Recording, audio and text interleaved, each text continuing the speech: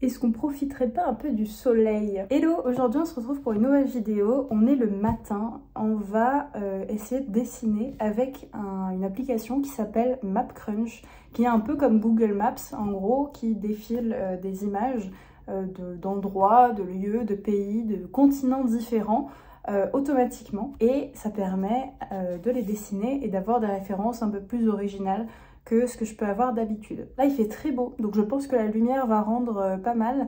Ça fait une lumière qui est très coupée hein, quand je fais des vidéos où il y a beaucoup de soleil comme ça, mais je trouve ça joli, les couleurs sont plus jolies, ça cache un peu le fond ici où il n'y a rien. Je pense qu'on va faire ça, on va peut-être faire ça au crayon de couleur parce que je suis bien motivée à faire du crayon de couleur. On va voir un peu ce qu'on va faire ensemble, donc c'est cool, c'est parti. Cette semaine aussi j'ai fait ce genre de choses qui est plein de papier avec des nuanciers, donc il y a un peu de tout, il y a de l'aquarelle, il y a des marqueurs, il y a des crayons de couleur qui sont normalement juste ici. Donc en fait ça permet plus tard de trouver, en fait je vais juste trouver une boîte pour tous les ranger, je vais les classer à chaque fois par marque, luminance, polychromos, etc. et je vais les mettre dans des toutes petites enveloppes comme ça. Donc par exemple là j'ai que la marque Intel, je les mets dans une petite enveloppe, je les range et je fais ça pour tout. Donc c'est pour ça que j'aimerais bien une plus grande boîte et une boîte un peu jolie, ça serait mieux. Donc voilà, et en fait je trouve ça beaucoup plus simple pour trouver mes palettes de couleurs. Un exemple, imaginons là je prends que mes crayons de couleur, il y a déjà tout ça hein. Et c'est pas tout, il manque ceux que j'ai encore à Paris. Exemple, j'ai envie de faire une palette avec des couleurs un peu hivernales. Ok, donc ça va être plutôt à base de couleurs un peu chaudes comme ça, plus peut-être des bleus comme ça, vous voyez, un bleu comme ça aussi, vous voyez, et ça donne une palette de couleurs assez hivernale.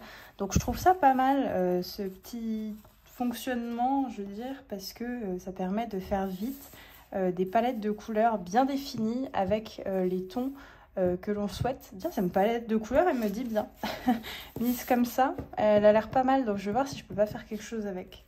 Donc je vais prendre mon carnet du moment, donc ça c'est celui que j'utilise avec le crayon de couleur. Pour ceux qui ne savent pas comment un peu j'utilise mes carnets, j'en ai un là en ce moment avec que du crayon de couleur, du feutre, etc. J'en ai un autre qui est que pour le stylo plume, donc qui est assez petit, c'est fait exprès, c'est pour faire des petits croquis, donc c'est du A6 comme ça, et quand je fais des doubles pages ça fait à peu près du A5 on va dire. Donc j'ai ça. Et j'ai aussi un carnet mix média où je peux faire un peu de tout, que ce soit du crayon de couleur, mais c'est souvent de la peinture, de l'acrylique, etc. Je m'amuse pas mal avec les médiums. Et à l'avenir, j'aimerais que ce petit A6 devienne un A5 ou un entre-deux. Parce que c'est vrai que c'est petit pour faire des compositions, etc. Donc je me sers de toute la page ou presque. Donc voilà, là j'ai fait quelques exemples de ce que vous allez voir dans la vidéo. Donc là par exemple c'est Veracruz. Et c'est une vue avec là des feutres notamment, donc je vais peut-être utiliser cette technique là aussi. Je sais pas encore trop ce que je vais faire, donc on va voir. Je vais vous montrer quelques exemples dans cette vidéo de ce qu'on peut faire avec MapCrunch. Je vous montre un peu comment ça se présente. Donc MapCrunch c'est tout simplement comme Google Maps, donc vous avez des images qui défilent. Si on appuie ici sur Go, il y a d'autres images qui défilent dans d'autres endroits. On peut tourner la caméra pour avoir une vue un peu plus globale ou une vue plus resserrée. On peut zoomer, dézoomer. Ce qui est un peu relou, c'est la pub qui vient juste ici. Et du coup, on ne peut plus appuyer sur ce bouton, il faut actualiser. Je ne sais pas si c'est dû vraiment au fait que ce soit sur mon iPad. Je pourrais très bien le faire sur mon ordi aussi. Mais là, c'est plus pratique, disons. Donc, je préfère le faire sur ça. Et donc ensuite, je prends ma petite vue. Vous voyez ça, c'est relou. Après, même si on appuie sur la croix, il y a ça, c'est relou, ça s'enlève jamais. Voilà. Et donc là, ça remet à l'image qu'on a eue au tout début. Voilà. Donc là, par exemple, on peut faire des centres commerciaux, il y a un peu de tout. Et puis à chaque fois, on voit ici la localisation. Donc là, c'est dans l'état libre. Hop. Aussi, on peut choisir dans les options, juste ici, des pays en particulier. Imaginons, j'ai envie d'aller au Portugal et je fais Go. Et là, je suis au Portugal. Voilà. Donc ça peut être sympa si vous avez envie de dessiner quelque chose en particulier.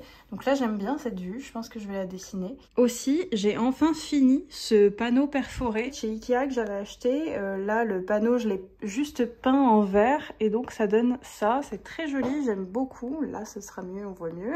Après, j'ai acheté des tablettes aussi, des crochets, des petites boîtes comme ça qui se ferment. Des pots que j'ai peints, les tablettes aussi, les crochets aussi, avec des bombes de peinture qui sont pas particulièrement faites pour cette matière, mais écoutez, ça tiendra le temps que ça tiendra. C'était moins cher de faire ça. Aussi des pots. Là, on a des porte-clés qui viennent de la boutique de Lara Flow Design. Donc voilà, si vous la connaissez pas, allez regarder, parce que c'est vraiment très joli ce qui est fait. Là, j'ai mis une petite carte de visite de Sibylline que je trouvais jolie. Une autre tablette que j'ai peinte. D'ailleurs, on voit un peu les défauts. Mais ça se voit pas trop, moi je le vois pas trop, là je le vois en caméra mais sinon je le vois pas trop, j'ai juste à repeindre et voilà. J'ai mis des encres aussi ici et ici, sinon je pense pas les utiliser. J'ai mis des masking tape et là j'ai inversé, donc au lieu de mettre les pots en dessous, je les ai mis au-dessus. Et j'ai mis des crayons, des microns, des feutres à alcool, etc. Donc ça c'est très pratique pour prendre les choses. Et donc là on va s'intéresser à ce pot-là. Parce que dans ce pot-là, j'ai acheté 2 feutres qui sont une nouvelle découverte et que je trouve incroyables. C'est ceux-là. Donc en fait c'est des feutres Faber-Castell Albrecht Dürer. Je prononce pas bien mais voilà. Et c'est des feutres qui sont aquarellables. Hop, donc là on va passer à notre sélection de couleurs. Bon, par contre, la vue que je vais faire va pas trop avec ces couleurs, donc on va changer. Et j'ai aussi envie de faire une sélection de couleurs pour mes crayons de couleurs, là. Donc on va aller pas mal sur les verts, je pense, vu la photo de référence. Un vert que j'aime beaucoup et que j'utilise pratiquement tout le temps, c'est celui-ci. C'est un Luminance jaune olive, je l'utilise depuis des années maintenant et je le trouve trop bien. D'ailleurs, l'ancien qui est pas mal petit, hein, on le voit ici. Là. Peut-être aussi celui-ci que j'utilise tout le temps, c'est le ocre vert qui est super beau et je trouve qu'il va super bien avec celui-là. Aussi je pense que je vais sortir des couleurs mais que je vais probablement pas m'en servir mais je préfère les sortir. Celui-ci aussi, il y a un peu de jaune sur la photo donc je pense qu'il sera parfait. C'est le moutarde de chez Holbein. D'ailleurs j'ai découvert les crayons de couleur Holbein et ils sont trop bien. Un nouveau que j'aimerais bien essayer aussi que j'ai acheté il n'y a pas si longtemps que ça, si je le trouve. Je cherchais un vert foncé chaud et j'ai trouvé celui-là de Polychromos. C'est le Chrome Oxide Green en 278, c'est celui-ci. Je le trouve super beau, mais je l'ai déjà essayé, je le trouve pas encore assez foncé. J'arrive vraiment pas à trouver un vert super foncé, aussi foncé que le Dark Indigo de chez Luminance par exemple. Je n'y arrive pas. Donc écoutez, c'est le seul vert foncé que j'ai en teinte chaude. Sinon, celui-ci, il est très foncé, mais c'est une teinte super froide. Le Fear Green de chez Holbein, donc des fois je le mélange mais du coup ça fait du froid alors que j'en veux pas forcément. Aussi dans les feutres je vais prendre un bleu comme ça, c'est le Sky Blue de chez Faber-Castell en Pit. Les feutres Pit sont vachement bien aussi, ils sont très pigmentés donc c'est cool. Et je vais prendre quelques verts, il y a un Pit en Light Green et il y a un feutre Zig, c'est la teinte Mid Green aussi de chez Kuretake. J'aimerais bien m'acheter les tombeaux, mais quand j'ai vu le prix des feutres tombeaux, j'ai trouvé ça vraiment abusé, alors que c'est un feutre. Genre, il n'y a pas grand chose qui change, mais c'est vraiment super cher. C'est genre 5 € le feutre, donc je trouve ça vraiment abusé pour le coup, pour ce que c'est. C'est pas un feutre alcool, c'est pas un feutre hyper spécial, spécifique, donc voilà. Et un gris, donc j'aime que les gris chauds, et là c'est un gris chaud 3 de chez Faber-Castell, donc encore un Pit. Et bon, je sors ceux-là, mais je sais pas si je vais les utiliser. Ok, maintenant qu'on a tout ça, on va pouvoir commencer. Donc la première étape, c'est de dessiner le croquis. Donc souvent, soit je prends un crayon qui est aquarellable, comme ça il disparaît en contact de l'eau. Soit je prends un crayon de couleur, mais juste clair. Donc là, je pense que je vais faire ça. Et je le taille toujours. Alors je le taille dans le plus gros parce que tout simplement le petit, ça passe pas. Le crayon est trop gros. Large, hop, et on va commencer le croquis. Donc je vais le faire dans toute la page hein, comme d'habitude. J'aime bien créer un cadre, je trouve ça plus joli. Je trouve que la composition à la fin elle respire plus en tout cas, et j'aime bien laisser beaucoup d'espace ici pour pouvoir laisser le nuancier de couleurs ou la palette que j'ai utilisée. Puis comme ça je prends conscience de combien de couleurs j'ai utilisé. si je dois en utiliser plus ou moins. Parce que c'est vrai qu'en ce moment, j'utilise pas mal de couleurs, mais de base, j'en utilise 3 à 5, on va dire. Là, je suis plus à 10, 12. Ok, on va pouvoir commencer le croquis. Donc pour l'adresse, c'est le 591 Rua Centro Escolar. C'est dans le district de Viana do Castelo. Je connais pas du tout, mais du coup je suppose que c'est au Portugal, vu que j'ai mis sur l'application que je voulais aller au Portugal. Donc j'appuie pas trop sur mon crayon pour justement ne pas trop voir la couleur quand je vais mettre les autres couleurs par-dessus. Aussi, il y a la technique de je fais chaque croquis avec chaque couleur. Par exemple, là, ça va être un bloc de vert, donc je le fais en vert. Là, c'est un bloc de jaune, donc je le fais en jaune, etc., etc. Mais je trouve ça un peu long, perso, et j'aime pas passer beaucoup de temps sur les illustrations. Il faut que ça soit vite fini. En tout cas, pas sur mes illustrations comme ça pour m'entraîner, m'amuser, etc. J'aime pas trop. Après, quand c'est des commissions, c'est différent parce que c'est une commande, c'est vraiment quelque chose de spécifique qui est attendu. Donc là, je préfère me faire plaisir dans mes carnets, j'aime bien. Donc je fais des formes très basiques. D'ailleurs, vaut mieux faire des formes très basiques que des formes très travaillées. Et puis après, avec la couleur, je travaille un peu plus ces formes-là. Je suis pas trop de la team faire des croquis parfaits. Je préfère faire un croquis très très brouillon et puis après avec le médium que j'utilise, faire un truc un peu plus clean. J'aime pas passer trop de temps à faire le brouillon. Je suis pas très patiente, je m'en rends compte quand je fais les choses, mais j'aime bien quand ça va vite, quand c'est concis. Quand il y a trop de détails en général, bah, je trouve ça très beau, hein, mais à dessiner, je trouve ça un peu redondant, relou. Donc aussi dans cette vidéo, je vais vous parler de Patreon parce que c'est vrai que j'en ai pas trop parlé, j'en ai beaucoup parlé sur Insta, mais pas trop ici, alors que c'est vraiment un projet auquel je passe beaucoup de temps. Pour ceux qui ne connaissent pas, c'est une application ou un site web qui permet de soutenir les artistes à base d'abonnements. En fait, quand vous payez un abonnement Netflix, c'est pour avoir des séries, des films, etc. de la plateforme. Et bah là, Patreon, c'est un peu pareil, c'est vous payez du contenu exclusif des artistes que vous aimez. Donc vous avez différents abonnements qui vous donnent différentes choses. Vous avez l'abonnement à 4 € qui vous donne souvent des illustrations, participation au sondage. Aussi, je vous montre mes pages de la semaine. Vous avez des coloriages que vous pouvez imprimer. Enfin voilà, vous avez plein de choses écrites, etc. avec quelques photos. Et après, vous en avez un au-dessus. Vous pouvez avoir des vidéos exclusives, donc à peu près les mêmes vidéos sur YouTube, mais 2 fois plus, et sur Patreon. Donc c'est cool, c'est des vidéos que vous ne pourrez pas retrouver sur mon YouTube public, vu que c'est que des vidéos Patreon. C'est des vidéos non référencées et mises en privé, dont je vous donne le lien sur Patreon en gros. Je trouve ça sympa aussi d'avoir une application comme ça où il y a de l'exclusivité, parce que c'est vrai que du coup tout est public et c'est bien parce que du coup ça fait plein de contenu que vous pouvez voir, mais j'aimerais bien avoir un petit coup de pouce financier, et donc je trouve ça bien aussi l'application Patreon pour ça, parce que oui, c'est un coup de pouce financier pour les artistes, hein, on va pas se mentir. Il y a un autre niveau aussi, Gift Envelope, qui vous permet d'avoir des choses que vous ne pourriez pas avoir sur la boutique en ligne. Je m'explique. Par exemple, là, ce mois-ci, il y a les Patreon Rewards que j'ai montré, donc je vous les montre ici. En fait, il y a des prints exclusifs, donc un A5, un A6 et 2 stickers que vous ne retrouverez pas jamais sur la boutique en ligne.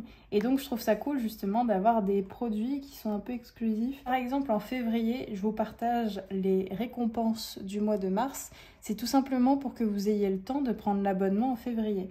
Comme ça, je peux, après fin février, les produire, savoir combien j'en produis, parce que d'un mois à l'autre, ça peut être très différent.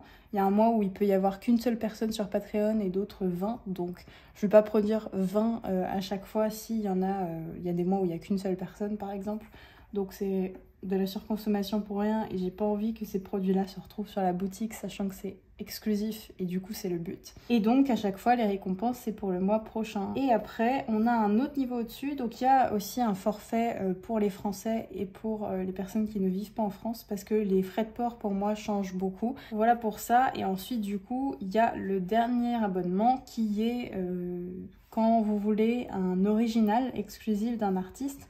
Donc si vous le prenez tous les mois, vous avez un original tous les mois. Donc c'est plutôt cool, plus tous les avantages du niveau précédent. Alors il n'y a que 8 places disponibles. Donc si vous voulez ce niveau, dépêchez-vous. Parce que c'est un niveau où je dois produire tous les mois des originaux. Et j'ai calculé, je ne peux pas en produire plus de 8 si je veux faire les choses bien. Parce qu'il faut tout simplement du temps que je n'ai pas assez pour faire plus d'originaux.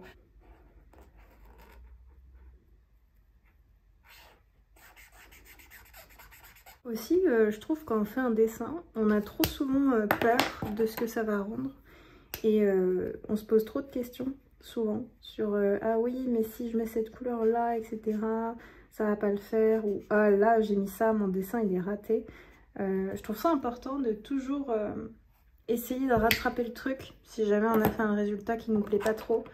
Je trouve ça important parce que, en fait, un dessin, il est jamais raté, il est jamais fini dans ce schéma-là. C'est-à-dire que on peut faire un dessin qu'on trouve raté là, mais si jamais on le reprend et qu'on essaye de le modifier, peut-être qu'il sera moins raté si juste on prend le temps. Des fois, on n'a pas envie de prendre le temps parce que on n'a pas envie de refaire 30 fois le même dessin ou travailler 30 heures sur le même dessin, juste pour essayer de l'améliorer. Mais des fois, ça peut être bien. Et c'est pour ça que même si notre dessin est raté, on peut toujours l'améliorer. C'est pas parce que des fois il ressemble à rien que ça veut dire qu'au résultat final, il sera juste horrible, quoi. Donc là, j'empile les couches de couleurs. D'ailleurs, je vous ai montré un peu cette technique sur Patreon dans la dernière vidéo. Mais je vous montre un nouveau médium que j'avais jamais utilisé auparavant et que j'ai trop aimé utiliser d'ailleurs. Aussi, j'essaie de mélanger un maximum de couleurs ensemble. Tout simplement parce qu'il y a plein de couleurs que j'ai pas en feutre. Et j'aime bien repasser avec mes crayons de couleur par-dessus. Donc il faut avoir une texture de feutre qui accepte qu'on repasse au crayon de couleur par-dessus aussi. Parce que je sais que c'est pas toujours le cas. Donc oui, c'est feutre. Je voulais vous en parler parce que je les trouve trop jolis. Je trouve que justement, ils laissent pas beaucoup de traces. Donc très très cool. Et ils sont trop agréables en fait à utiliser. La couleur elle est vraiment belle, c'est des couleurs désaturées là que j'ai pris.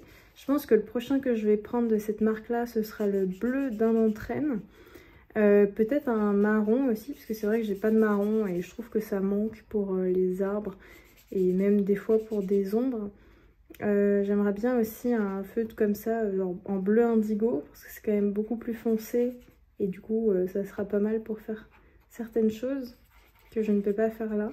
Et aussi un vert un peu comme ça, mais un petit peu plus chaud peut-être. J'ai vu qu'il y en avait un aussi dans cette gamme-là, donc ça peut être sympa aussi. Alors ces feutres-là, si vous les laissez poser dans un pot comme ça, il y aura toujours un côté qui sera beaucoup plus foncé que l'autre. Moi je les laisse poser dans le sens inverse, c'est-à-dire que la pointe que j'utilise presque jamais, je la mets vers le bas, comme ça fait vraiment une couleur beaucoup plus foncée. Que je peux utiliser ou pas, mais souvent c'est pour les détails, vous voyez, c'est beaucoup plus foncé que l'autre. Voilà, faut vraiment que je vous teste ça sur du papier blanc, mais sinon c'est beaucoup plus foncé. Pareil pour l'autre, donc je sais pas trop ce qui fait ça, c'est sûrement parce que l'encre descend et du coup il y a beaucoup plus d'encre, donc beaucoup plus de couleurs. Sinon je vois pas trop pourquoi il y a beaucoup plus de couleurs, à part cette explication là. J'adore ce gris, j'en ai presque plus. Faudrait que je le rachète la prochaine fois, mais je pense que je l'achèterai en comme ça, pour le coup, parce que je pense déjà qu'il y a plus d'encre. J'ai beaucoup râlé cette couleur pendant plusieurs années et maintenant je commence à vraiment l'apprécier. Par contre, les gris froids, j'aime toujours pas ça. Je trouve que justement, ça fait trop crayon graphite et j'ai un peu du mal avec le crayon graphite. Je pense que vous l'avez remarqué, j'utilise presque jamais de crayon graphite. Quand je fais des croquis un peu plus travaillés avec du réalisme, etc., j'utilise toujours des crayons de couleur ou des crayons Prismacolor effaçables. Donc comme j'ai pas de vert comme je veux, je mélange du vert et du jaune par-dessus. Les écolines aussi sont trop bien. Ici vous voyez j'ai pas de couleur foncée en feutre pour pouvoir faire ce trait très foncé. Donc j'utilise un gris très chaud, très foncé. Même si je pense qu'un gris pain ou un marron serait beaucoup mieux en termes de couleur. Et souvent je mets une couleur par-dessus ce gris foncé pour que ça sorte un peu du gris graphite comme on a l'habitude de voir et que ça soit un rendu un peu plus naturel. C'est vraiment trop agréable de dessiner quand il fait beau. J'aimerais bien aussi dessiner dehors et l'excuse c'était un peu non mais il fait froid et tout. Et près d'Aix-en-Provence il fait pas si froid en vrai. Donc c'est un peu une excuse qui tient pas trop. Non, sur ce carnet on peut pas superposer les couches à l'infini, mais je trouve qu'on peut quand même en superposer pas mal. Et que du coup ça permet de faire beaucoup de rendus malgré le fait que ce soit un carnet qui n'est pas si cher que ça.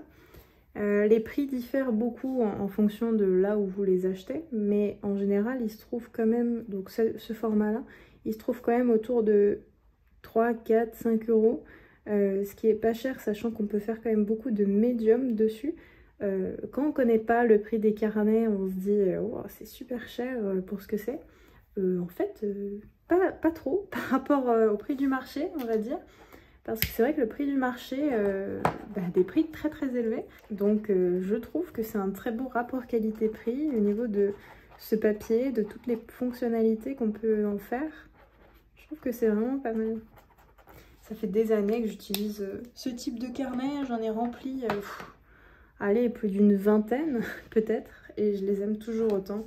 Parce que à chaque fois que je teste un nouveau médium, je le teste dessus. À chaque fois, c'est quand même un rendu qui est joli. J'ai même testé de la gouache dessus, donc avec de l'eau quand même. Et à part le fait que le papier gondole, parce que oui, c'est logique, le papier va gondoler, c'est du 140 grammes, donc voilà.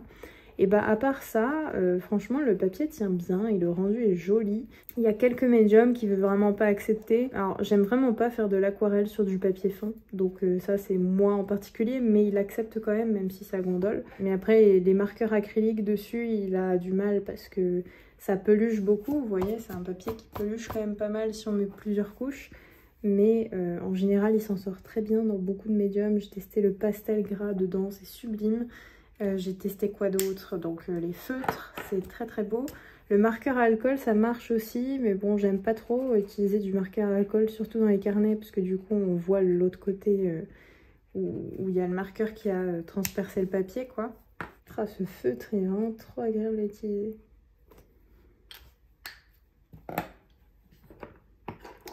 Donc je vais vous montrer un peu sur ce bleu ce que ça fait. Fait de faire une sous-couche de couleur avec un crayon de couleur par-dessus.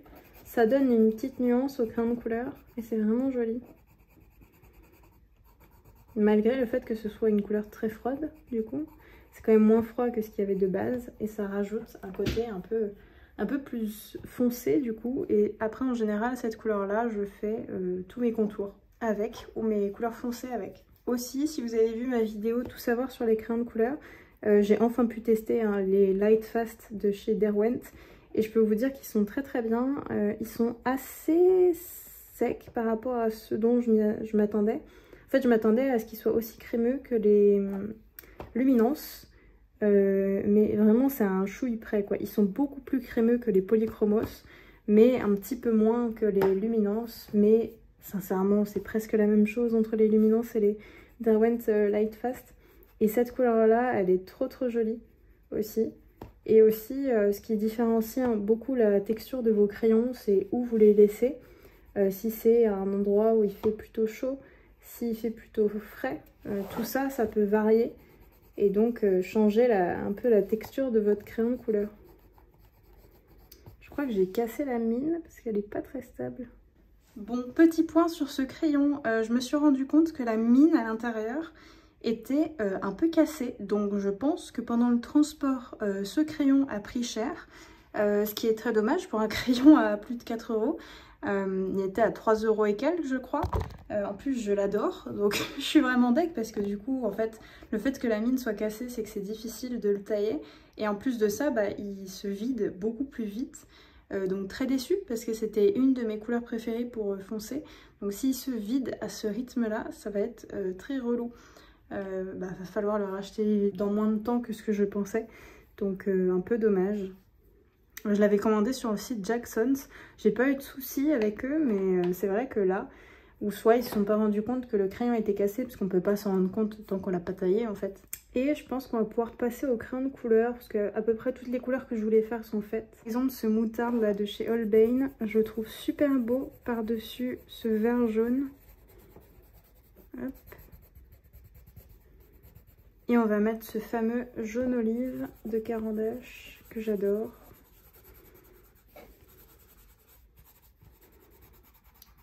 Par-dessus cette jolie couleur.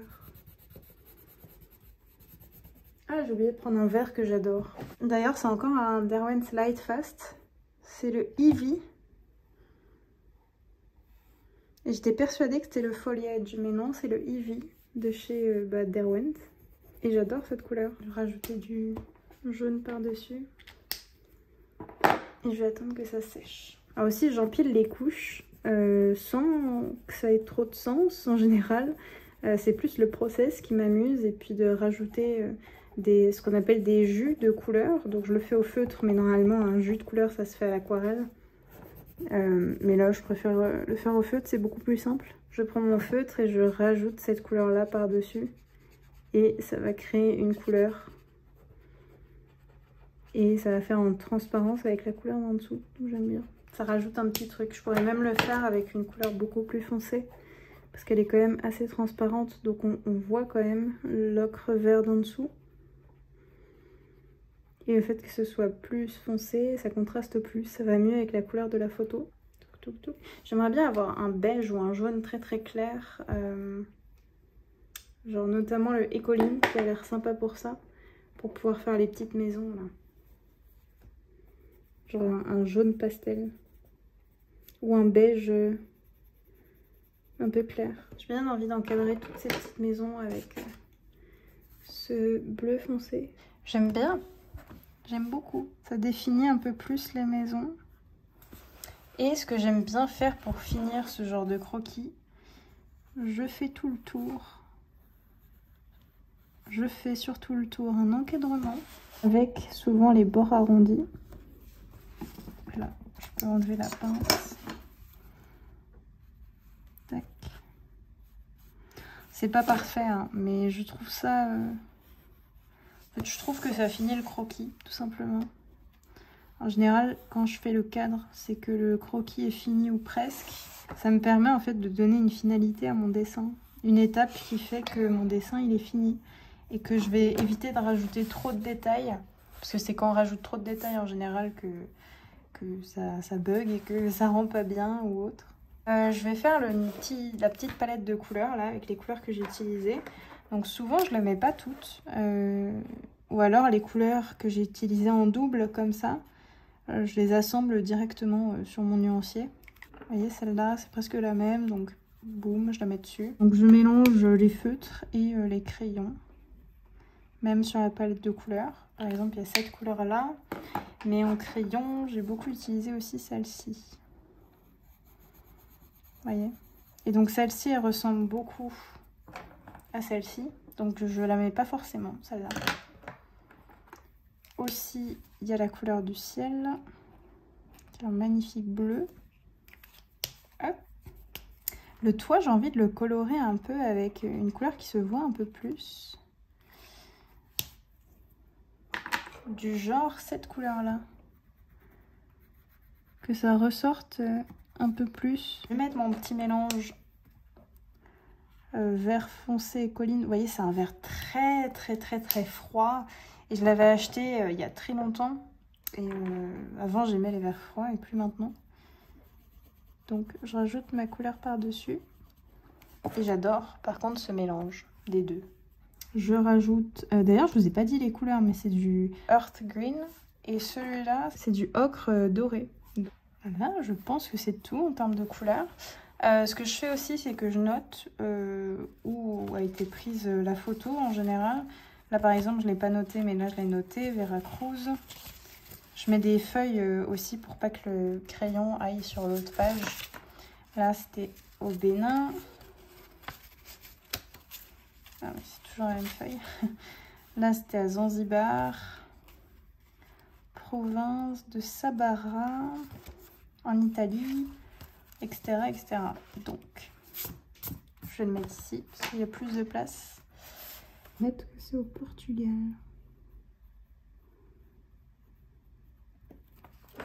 Voilà. Après, on peut mettre le temps aussi ici, de combien de temps on a passé dessus. Là, j'ai mis un peu plus de temps, je dirais 10 minutes. Voilà, je l'ai marqué par exemple ici. Là, je peux marquer, etc. etc. J'aime beaucoup celui-là avec les couleurs. Je trouve que ça change. Ah, le carnet qui est en train de mourir. En fait, il est vieux ce carnet. Hein. Il n'est pas tout récent. Et je l'utilise très souvent. Et souvent, je l'utilise dehors en plus. Vous voyez, il y a des pages que j'ai dû recoller, etc. Parce que ça se décollait trop. Mais il est vraiment vieux. Je l'ai utilisé la première fois en 05, c'est même mai 2023 et on est en 2024. Donc, il est vraiment pas tout jeune, ce carnet. Mais en fait, je dessinais dans ce carnet, puis dans des A5. Donc, je pense que je vais juste prendre un A5 maintenant et dessiner que dans des A5. Si je veux faire des plus petites zones comme ça, et je fais tout simplement une composition où j'en fais 2. Voilà. Donc voilà la page du jour avec, hop, je vous montre la référence. Ça change beaucoup de la référence, c'est beaucoup plus vibrant ce que j'ai fait là. Il y a certains endroits que j'ai pas voulu, j'ai pas voulu mettre plus de détails que ça et d'autres où j'ai accentué. Donc la référence, c'est bien de la changer, c'est bien de s'en inspirer, mais de savoir la changer quand il le faut pour faire ce qui vous plaît. Donc voilà, il me reste pas beaucoup de pages sur ce carnet, ce qui veut dire un futur sketchbook tour. Où je vous montrerai l'entièreté de ce carnet que j'ai depuis l'année 2023. J'espère que cette vidéo vous a plu, j'espère que le dessin du jour vous a plu et j'espère que je vous ai fait découvrir l'application MapCrunch du coup. C'est la même chose hein, avec Google Maps, c'est juste que là c'est plus simple parce que ça génère des images directement à gogo. Donc voilà pourquoi j'aime bien utiliser cet outil. Si vous voulez, je vais mettre à peu près toutes les marques que j'ai utilisées dans la description. Il n'y a pas les couleurs exactes à chaque fois, je pense, sinon ça va être trop long. Mais de toute manière, je vous ai montré un peu les couleurs. Et si jamais vous avez une question sur une couleur que j'ai pas citée et que vous aimez trop, vous me dites à telle minute de la vidéo, tu as utilisé cette couleur, c'était laquelle? J'aimerais bien aussi vous faire une prochaine vidéo avec ce nuancier de couleurs, pourquoi pas. C'est des couleurs très hivernales et c'est vrai qu'on n'a pas eu trop d'hiver là cette saison. Et moi, je vous retrouve pour une prochaine vidéo. Ciao!